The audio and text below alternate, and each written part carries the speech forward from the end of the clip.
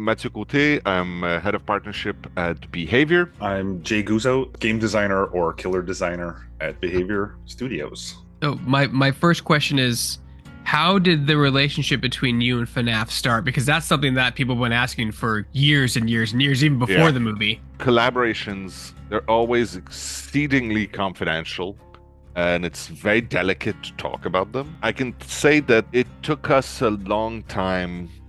Every step of the way, we were very careful, and the conversations were always prudent on both sides. It took us a while to just make contact. It took us a while to just figure out exactly on both sides what it is that was important for us in that collaboration, and making sure that we establish all the bases so that when we actually get down to get the work done, everybody agreed on what it is that is important and what is the best way to make sure that our fans and the FNAF fans are both thrilled about the result. And that was the most important bit. So, yeah, I can't really go into the specifics, but I mean, we're dealing directly with Scott. Obviously, he doesn't have like a gigantic company. It's him, and he's exceedingly protective of his intellectual property, which is absolutely fine. I mean, it's his baby. He made something quite significant, and he wants to make sure that nobody creates a version of FNAF that he's not proud of, including this collaboration. Now, Jay, for you, talk about your part in this, because FNAF is arguably its kids' first horror game, essentially, is what it is. And Dead by Daylight, I wouldn't call it a kids' game. Or No, kid friendly. thank you for not doing that. Yeah. Talk about some of the challenges when you said it yourself, you're trying to marry these two genres together that are at their core both horror, but one is kid friendly and one is definitely not. Man, that's a great question. I'm going to be honest, I don't think there's a big difference between kids horror and grown-up horror, whatever you want to call it, in contrast to just kind of like what you show versus what you don't show. FNAF doesn't really show a lot of gore. They kind of imply stuff. You get the jump scares. DBD we have no real qualms about showing gore, as you probably know. And I really think, like, as a huge horror fan, I don't just say this because we're doing an interview. Like, I've been a huge horror fan since I was like 15. Before that, not at all. I got invited to birthday parties where we watched horror movies, and I would just hide under the blankets, and then something clicked, and I've been in love with the genre my whole life. So yeah, I really don't think there's too big of a difference between those two things, but marrying them just kind of, I just kind of had to step back and say, well, what's the experience of those games? Like, whether it's kids horror or grown-up horror, horror is horror. It's there to make you feel certain feelings and make you jump and make you kind of laugh nervously.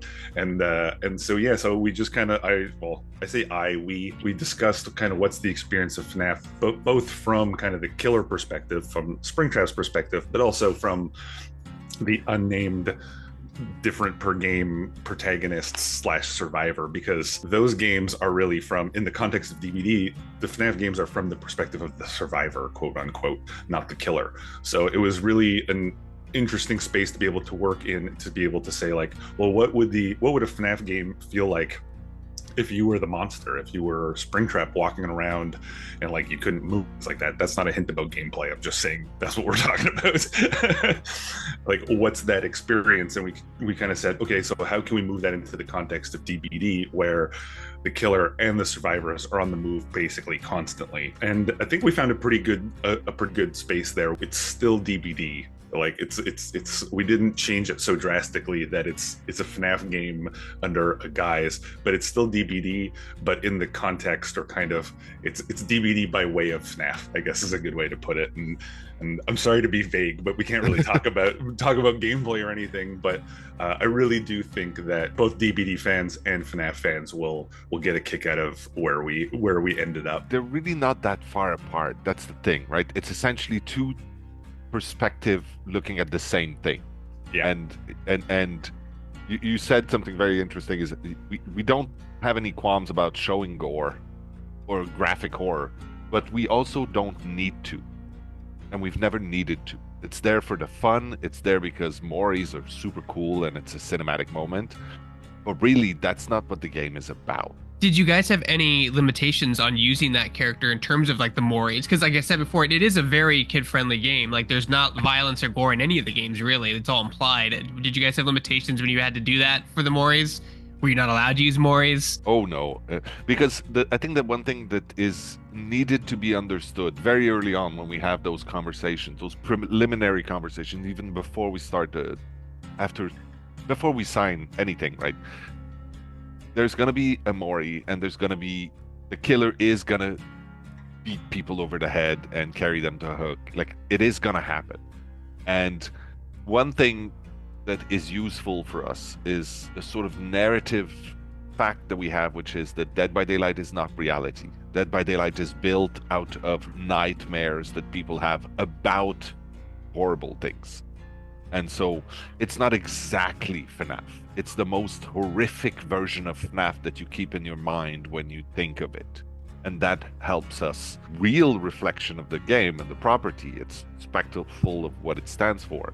But it is the horror version of it. I kind of want to get insights on why your team decided on Springtrap. There's a lot of colorful characters in the FNAF universe. Obviously, I think you made the right choice with Springtrap, but why'd you go with Springtrap above like Chica or Freddy or any of the other characters? The short answer is because you think we did the right thing and you're not alone. Yeah, I mean, he's the big bad, right? Like you don't go for second place when you're going for your first shot at a specific universe. You don't kind of go like, well, you know, who's Springtrap's second in command? You go for the big bad. So that's where we went. Yeah, you could have asked why do Pyramid Head when you do Silent Hill?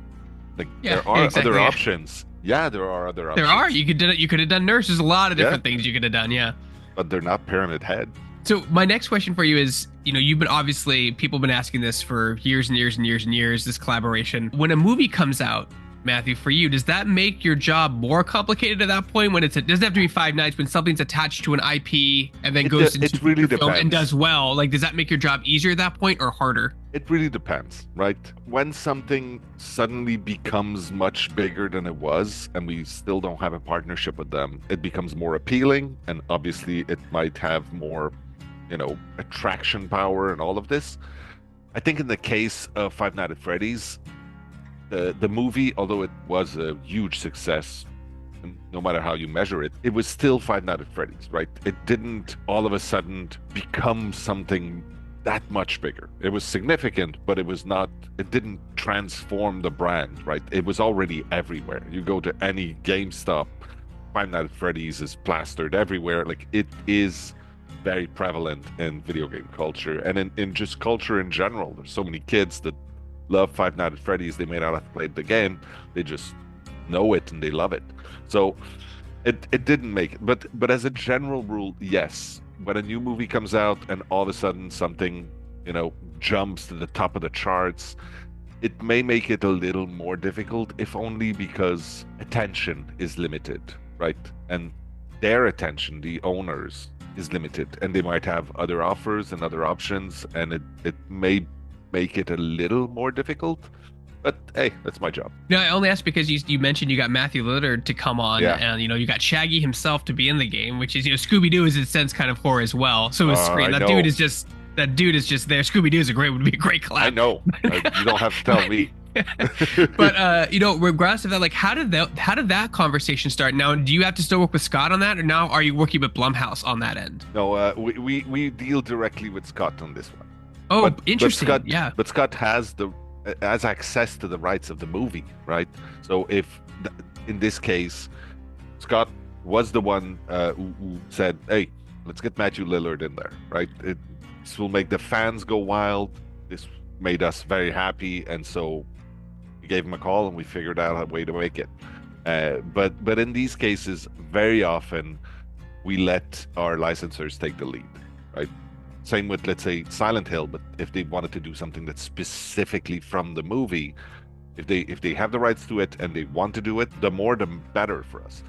Same way that the map, for instance, we like to cram as many Easter eggs and little nods to things and little secrets that people can discover and go, oh my God, I know what that's about, right? Because that feeling is so strong and so exciting for players. The more we can put in there from the universe, I don't care if it's from a FNAF board game that they made 8 years ago, if it's a good moment, if it's a good nod to something that the fans really love, that the subreddits are ablaze with, then it's absolutely worth putting in there. You know, it's funny. I just mentioned that because I don't think people out there, viewers, know how rare it is for an owner to have control of their own IP now. Now, usually it's some kind of faceless entertainment conglomerate that has all the rights to everything, right? Sony owns Ghostbusters. They own everything Ghostbusters and go through the creator, right? Maybe he may have a say in it, but that's incredibly rare that you were able to work with Scott directly and not like, you know, whoever licensed the movie or Scott didn't have to sell it, you know, to lose rights and just come on and be a consultant, essentially. In some cases, it can be helpful because it means that we have access to some licenses in roundabout ways, because some licenses may be locked behind whatever, like legal struggles or whatnot. There's so many, right? The world of licensing is exceedingly Jason complex. Voorhees. To name nobody, yes. But Ghostface is a good example, right? We brought in Ghostface, and it's not about the movies that he was in. It's the Ghostface character, it's that mask, and we went directly to Fun World, who's the company that manufactures that mask, and they own the rights to the mask, and we created our very own character around the Ghostface mask and the Ghostface fiction that goes with it, and that was super fun for us. Now, Jay, for you as a killer designer in general, I've been on the Reddit. I've seen the Reddit. I've seen people say that whoever designed this killer should be fired, and whoever should design this killer should get a raise, and it's usually the same person. So, was there any pressure when getting onto this project, specifically for Springtrap, because he's such an iconic character, that you wanted to get right? No, it was zero pressure whatsoever. It's just super chill. It's just another day at the office, so whatever. Yeah, it's just one of the biggest horror communities on Earth. That's no pressure. To be fair, the last two that you worked on were not small fries either. Well, very small, but took me a second there, Matt. Yeah, no, but like, jokes aside, I mean, at the end of the day, this is the job. It doesn't matter if it's Springtrap or if it's, you know, a small indie IP, or if it's something we do ourselves. We're just trying to do justice to, or I guess I'll speak to my experience, but obviously I feel like we all feel the same way, but we're just trying to do justice to the experience of each character, right? So Chucky will feel different and play different, and that experience is different from Dracula. Dracula is going to be very different from Five Nights at Freddy's, and that's really the goal. It doesn't really matter the size, like the popularity of the franchise or the IP. We're just trying to, you know, do our best and do justice to those universes and those characters, and make the fans of those characters really kind of fall in love with DBD and all DBD has to offer. Yeah, it sounds a little cheesy to say it like that, but every time we work on a new license, it is the most important thing we've ever done. Absolutely. Like, while we're working on it, there's nothing else. And the reason it's simple is we wouldn't get into a partnership that we don't believe is awesome and that we don't believe has strong appeal and fans and deserves a place in Dead by Daylight. And if they do, then it becomes the most important thing that we've ever done at the time that we're working on it. And I don't think either gamers really understand like how much thought process goes into the design, not even just the mechanics, just the killer in general. I remember with Hellraiser and Chucky, you're like, how do they get him on the hook? That's a whole meeting conversation. You know what I mean? You guys have to figure that out, and it has to work for the character and in your universe. Yeah, absolutely. I mean, those are conversations that we have to have. I mean, to go to your reference, Chucky, that was my first killer on the project, and like, that wasn't just one meeting. That was like weeks, if not months, of discussions of how do we deal with this, and again, stay true to the character, but also understand that this is the entity's universe, and as Matt mentioned, this is like the nightmare versions. It's not just Chucky coming into it or Springtrap coming into the world and just wandering in. This is like the entity, I guess, like feeding on it, you know, so we can kind of explore those ideas. And obviously we speak with the licensors and whatnot. I'm not part of those conversations, but I'm the one that comes up with, I get to say, hey, what about this? And then I wait a little bit and somebody comes back and says yes or no.